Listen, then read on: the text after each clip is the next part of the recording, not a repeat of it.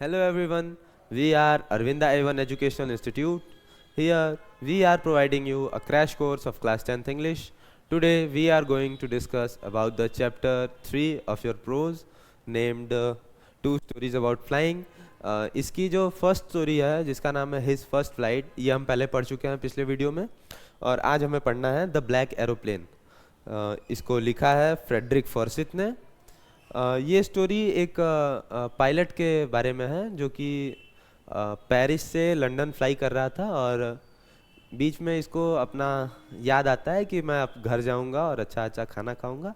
इसी बीच क्या होता है कि वो रास्ते पर ज़्यादा ध्यान नहीं देता है और सामने जो होता है इसके थंडर स्टॉर्म होती है। तो नियम से तो इसे मुड़ जाना चाहिए वापस और थंडरस्टॉर्म में नहीं जाना चाहिए, लेकिन ये क्या होता है कि जल्दी के चक्कर में, घर जाने की जल्दी से, ये पूरे एरोप्लेन को और पैसेंजर्स की लाइफ को रिस्क में डाल के स्टॉर्म में चला जाता है। और फिर वहाँ क्या होता है कि जब ये एकदम घबरा जाता है, इसका रेडियो रडार हर चीज़ इसका कनेक्शन छूट जाता है, तो फिर ये एकदम हिम्मत जब हार जाता है तो इसे एक ब्लैक एरोप्लेन दिखाई देता है जिसके विंग्स पे कोई लाइट वगैरह कुछ नहीं होती है। तो इसे दिखता है कि वो जो ब्लैक एरोप्लेन का पायलट है वो इसकी तरफ देख रहा है और इसे इशारा कर रहा है कि मुझे फॉलो करो। तो ये उसे चुपचाप फॉलो करता है और फिर वो ब्लैक एरोप्लेन इसे स्टॉर्म से बाहर निकाल कर और फिर अचानक गायब हो जाती है। ये पलट के देखता है लेकिन इसको कुछ दिखाई नहीं देता है। फिर ये स्टॉर्म से बाहर निकल कर रनवे पर जब लैंड कर लेता है तो ये कंट्रोल रूम में जाके पता करता है कि जो सेकंड प्लेन था, दूसरा प्लेन था, वो कौन था, उसका पायलट कौन था। तो वो बोलती है, जो कंट्रोल रूम में लेडी होती है वो बोलती है कि आपके सिवा स्टॉर्म में कोई और प्लेन था ही नहीं। यहीं पे स्टोरी एंड हो जाती है। आइए स्टोरी देखते हैं। The moon was coming up in the east behind me, the stars were shining in the clear sky above me. There wasn't a cloud in the sky. I was happy to be alone high up above the sleeping countryside. The moon was coming up in the east. Moon जो था वो east से ऊपर आ रहा था, behind me, मेरे पीछे. And stars were shining in the clear sky above me. और उस मेरे ऊपर जो clear sky था उसमें stars जो थे वो shine कर रहे थे. There wasn't a cloud in the sky. आसमान में कोई भी cloud नहीं था. I was happy to be alone high up above the sleeping countryside. और मैं खुश था कि उस सोते हुए देश या सोते हुए शहर के ऊपर मैं अकेला उड़ रहा हूँगा। I was flying my old Dakota aeroplane over France back to England. Plane का नाम है डकोटा। तो ये बता रहा है कि मैं अपने पुराने डकोटा एरोप्लेन को उड़ा रहा था फ्रांस से England. I was dreaming of my holiday and looking forward to being with my family. मैं ड्रीम कर रहा था या सोच रहा था अपनी छुट्टियों के बारे में और ये आगे की सोच रहा था कि मैं कैसे अपनी फैमिली के साथ रहूँगा। I looked at my watch 1:30 in the morning. मैंने अपनी घड़ी में देखा तो सुबह के 1:30 बज रहे थे, या कह सकते हैं रात के 1:30 बज रहे थे। I should call Paris control soon, I thought. मैंने सोचा कि मुझे पेरिस कंट्रोल रूम में बात करनी चाहिए या कॉल करना चाहिए। As I look down past the nose of the aeroplane I saw the lights of a big city in front of me.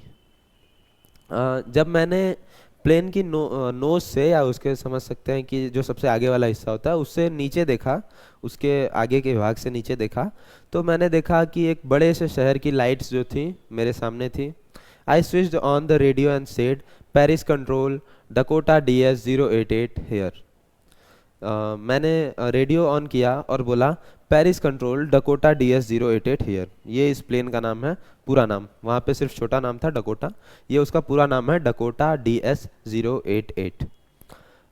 Can you hear me, I am on my way to England, over. तो ये बोला कि Paris control, ये जो radio है वो Dakota DS088 से है, मैं डकोटा DS088 से बात कर रहा हूँ। कैन यू हियर मी, क्या आप सुन सकते हैं? I am on my way to England, over. मैं इंग्लैंड के रास्ते पर हूँ। The voice from the radio answered me immediately, DS088, I can hear you, you ought to turn 12 degrees west now, DS088, over. The voice from the radio answered me immediately, मतलब कि जो मैंने radio से पूछा, radio को मतलब इशारा किया, तो रेडियो से वॉइस आई, तुरंत ही जवाब दिया, DS088 I can hear you, DS088 मैं तुम्हें सुन सकता हूँ, you ought to turn 12 degrees west now, DS088 over, you ought to turn 12 degrees west now, अब आपको 12 डिग्रीज वेस्ट टर्न कर लेना चाहिए, DS088 over. I check the map and the compass, मैंने मैप और कंपास को चेक किया, switched over to my second and last fuel tank and turn the Dakota 12 degrees west towards England. मैंने अपने जो एरोप्लेन का टैंक था, जो कि सेकेंड टैंक था और वही लास्ट बचा हुआ था, उस पर मैंने स्विच किया और अपने उस डकोटा को 12 डिग्रीज वेस्ट में इंग्लैंड की तरफ मोड़ दिया। I will be there in time for breakfast I thought, मैंने सोचा कि मैं वहाँ पे ब्रेकफास्ट के टाइम तक पहुँच जाऊँगा। A good big English breakfast, एक अच्छा और बड़ा English breakfast. Everything was going well, सब कुछ अच्छे से जा रहा था। It was an easy flight, वो एक ईजी फ्लाइट थी। Paris was about 150 kilometres behind me when I saw the clouds. अब यहाँ से जो सब कुछ अच्छा जा रहा था, अब यहाँ से बिगड़ना स्टार्ट होगा कि Paris was about 150 kilometres behind me, Paris मेरे से लगभग 150 किलोमीटर्स पीछे था। When I saw the clouds, जब मैंने बादलों को देखा, और कैसे बादल थे? स्टॉर्म क्लाउड्स, तूफानी बादल। दे वर ह्यूज, वो बहुत बड़े थे। They looked like black mountains standing in front of me across the sky, ऐसा लग रहा था, वो ऐसा दिख रहे थे जैसे कि बड़े काले पहाड़ मेरे सामने आसमान में खड़े हों। I knew I could not fly up and over them, मुझे ये पता था कि मैं उनके ऊपर से पार उन्हें पार नहीं कर सकता। And I did not have enough fuel to fly around them to the north और साउथ, और मेरे पास इतना फ्यूल भी नहीं बचा था कि मैं उनके साइड से चला जाऊं, तो ना ही उन्हें उड़ के मतलब उनके ऊपर से पार कर सकता था और ना ही उनके साइड से, तो एक ही रास्ता बचा, या तो मैं वापस पीछे चला जाऊं। I ought to go back to Paris, मुझे वापस चला जाना चाहिए। आई थॉट, ऐसा मैंने सोचा, but I wanted to get home, लेकिन मुझे घर भी जाना था। आई वॉन्टेड दैट ब्रेकफास्ट, मुझे वो ब्रेकफास्ट चाहिए था। I will take the risk, मैं रिस्क लूँगा, आई थॉट, मैंने सोचा। And flew that old Dakota straight into the storm, और मैंने उस अपने ओल्ड डकोटा को सीधे स्टॉर्म में फ्लाई कर लिया। इनसाइड द क्लाउड्स के अंदर, एवरीथिंग वॉज सडनली ब्लैक, सब कुछ अचानक ब्लैक था। It was impossible to see anything outside the aeroplane, उस एरोप्लेन के बाहर कुछ भी देखना इम्पॉसिबल था। The old aeroplane jumped and twisted in the air, जो पुराना एरोप्लेन था वो जंप हुआ, ट्विस्ट हुआ, यानी बहुत ज़्यादा ट्रेम्बलिंग हुई हवा से। I looked at the compass, मैंने कंपास पे देखा, तो आई could not believe my eyes, मैं अपनी आंखों पर भरोसा नहीं कर पा रहा था। The compass was turning round and round and round, जो कंपास था वो गोल गोल घूम रहा था। इट वॉज डेड, वो खराब हो चुका था। इट वुड नॉट वर्क, और अब वो काम नहीं करेगा। The other instruments were suddenly dead too, और जो बाकी के इंस्ट्रूमेंट्स थे वो भी अचानक ही खराब हो चुके थे। फिर आई ट्राइड द रेडियो, मैंने रेडियो को ट्राई किया। Paris control can you hear मी, तो मैंने ऐसा बोला कि पेरिस कंट्रोल, क्या तुम मुझे सुन सकते हो? देयर वॉज नो आंसर, वहाँ से कोई आंसर नहीं आया। The radio was dead too, radio भी खराब हो चुका था। आई हैड नो रेडियो, मेरे पास कोई रेडियो नहीं था। नो कंपास, और मेरा कंपास भी मेरे पास नहीं था या सही नहीं था। I could not see where I was, और यहाँ तक कि मैं ये भी नहीं देख सकता था कि मैं कहाँ हूँ। I was lost in the storm, मैं स्टॉर्म में खो चुका था, उस तूफान में खो चुका था। Then in the black clouds quite near me I saw another aeroplane, फिर उसके बाद उन ब्लैक क्लाउड्स में मेरे बहुत ही पास मैंने एक और एरोप्लेन को देखा। It had no lights on its wing, उसके विंग्स पे कोई भी लाइट्स नहीं थी। आपने जनरली देखा होगा एरोप्लेन जब फ्लाई करते हैं तो उनके विंग्स पे कुछ लाइट्स जलती रहती हैं, but it could see sorry but I could see it flying next to me through the storm. लेकिन मैं उसे अपने पास उड़ते हुए देख सकता था। I could see the pilots face turn towards me. ये सोचिए कि ऐसी स्टॉर्म थी जहाँ अपने एरोप्लेन के बाहर कुछ भी नहीं दिख रहा था, वहाँ पे इसे दूसरा एरोप्लेन भी दिख रहा था और उस एरोप्लेन के अंदर बैठा हुआ पायलट का चेहरा तक दिख रहा था, टर्न टुवर्ड्स मी, जो कि मेरी तरफ घुमा हुआ था। I was very glad to see another person. मैं बहुत खुश था एक दूसरे इंसान को देखकर। He lifted one hand and waved. उसने अपना एक हाथ उठाया और वेव किया मेरी तरफ। Follow me, he was saying follow me. वो कह रहा था कि फॉलो मी, मेरे साथ आओ। He knows that I am lost. उसे पता है कि मैं खो चुका हूँ। आई थॉट, ऐसा मैंने सोचा। He is trying to help me, और वो मेरी मदद कर रहा है। He turned his aeroplane slowly to the north in front of my Dakota so that it would be easier for me to follow him. He turned his aeroplane slowly to the north. उसने अपने aeroplane को धीरे धीरे north की तरफ turn किया, मेरे Dakota के सामने ही। So that it would be easier for me to follow him. ताकि मैं उसे आसानी से फॉलो कर सकूं, उसे फॉलो करने में मुझे कोई परेशानी ना हो। I was very happy to go behind the strange aeroplane like an obedient child. मैं उस स्ट्रेंज एरोप्लेन के पीछे पीछे जाने में बहुत ही खुश था, जैसे कि एक ओबीडियंट चाइल्ड होता है, एक आज्ञाकारी बच्चा होता है। आगे देखते हैं क्या हुआ। After half an hour, the strange black aeroplane was still there in front of me in the clouds.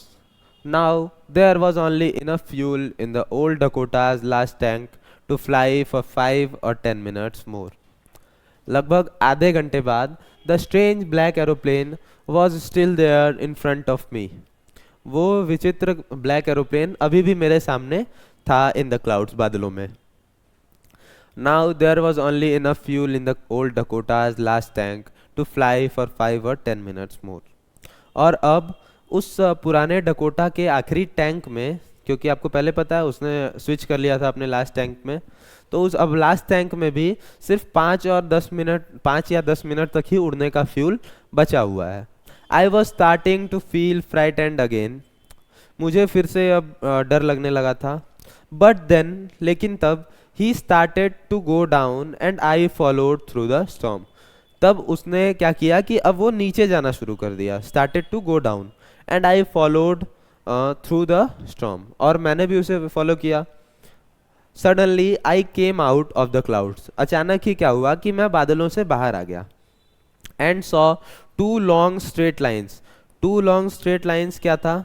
जब आपने देखा होगा कि रनवे देखा होगा आपने, एयरपोर्ट का रनवे, तो उसमें क्या होता है, साइड साइड में लाइट्स लगी होती हैं ताकि जो पायलट है वो दूर से ही रनवे को स्पॉट कर ले। तो इसने वही देखा कि saw 2 long straight lines of light in front of me. Lights की 2 लंबी स्ट्रेट लाइन्स मैंने देखा। It was a runway. वो एक रनवे था। एन एयरपोर्ट, एक एयरपोर्ट था। आई वॉज सेफ, और अब मैं सेफ था। I turn to look for my friend in the black aeroplane. मैं पीछे मुड़ा ताकि मैं देख सकूं अपने उस दोस्त को उस ब्लैक एरोप्लेन में। But the sky was empty. लेकिन जो स्काई था वो एम्प्टी था। There was nothing there. अब वहाँ पे कुछ भी नहीं था। The black aeroplane was gone. वो काला एरोप्लेन जा चुका था। I could not see it anywhere. मुझे वो कहीं भी दिखाई नहीं दे रहा था। I landed. मैं लैंड हुआ। And was not sorry to walk away from the old Dakota near the control tower. और मैं तुरंत ही उस ओल्ड डकोटा से उतरा और कंट्रोल टावर की तरफ चला गया, और मुझे इस बात से कोई पछतावा भी नहीं है। I was not sorry. I went and asked a woman in the control center where I was and who the other pilot was. और फिर जब वो कंट्रोल सेंटर में गया तो वहाँ पे एक वुमन थी। उस वुमन से मैंने पूछा कि वेयर आई वॉज, मैं कहाँ था, and who the other pilot was, और वो जो दूसरा पायलट था वो कौन था। क्यों? क्योंकि आई वॉन्टेड टू से थैंक यू। मैं उसे थैंक यू बोलना चाहता हूँ। भाई जान बचाया है, स्टॉर्म से बाहर निकाला है, तो थैंक यू बोलना तो बनता है। She looked at me very strangely, उसने मेरी तरफ काफ़ी विचित्र तरीके से देखा, एंड देन लाफ्ड, और फिर हंसने लगी। Another aeroplane up there in the storm, वो एक्सक्लेम्ड होके बोली कि अनदर एरोप्लेन, क्या दूसरा aeroplane, up there in the storm, उस स्टॉर्म में। No other aeroplanes were flying tonight, आज रात कोई और एरोप्लेन्स नहीं उड़ रहे थे। Yours was the only one I could see on the radar, सिर्फ आपका ही वो एक एरोप्लेन था जिसे कि मैं रडार पे देख सकती थी। So who help me to arrive there safely without a compass और अ रेडियो, तो मेरी मदद किसने की कि मैं सेफली यहाँ पे अराइव करूँ या अराइव सेफली यहाँ पे पहुँचूँ, विदाउट अ कंपास और अ रेडियो, बिना किसी कंपास के और बिना किसी रेडियो के, and without any more fuel in my tanks, और जबकि मेरे टैंक्स में कोई और फ्यूल भी नहीं था। Who was the pilot on the strange black aeroplane flying in the storm without lights, वो कौन उस स्ट्रेंज ब्लैक एरोप्लेन में कौन था पायलट, कौन पायलट था जो कि मेरे साथ उस स्टॉर्म में उड़ रहा था विदाउट लाइट्स, बिना किसी लाइट के। तो this was the story the black aeroplane. Hope you like the explanation, and if you like the video, like our video and subscribe our channel. Comment your doubts. Thank you.